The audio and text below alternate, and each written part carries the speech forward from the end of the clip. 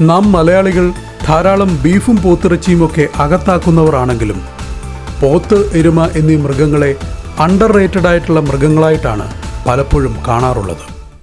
വെട്ടുപോത്തിനെ പോലെ നോക്കുന്നവൻ, പോത്തിനോട് വേദമോതിയിട്ട് കാര്യമില്ല എന്നീ നാടൻ പ്രയോഗങ്ങളൊക്കെ ഈ മൃഗത്തെ നമ്മൾ എങ്ങനെ പരിഗണിക്കുന്നു എന്നതിൻ്റെ ഉദാഹരണങ്ങളാണ്.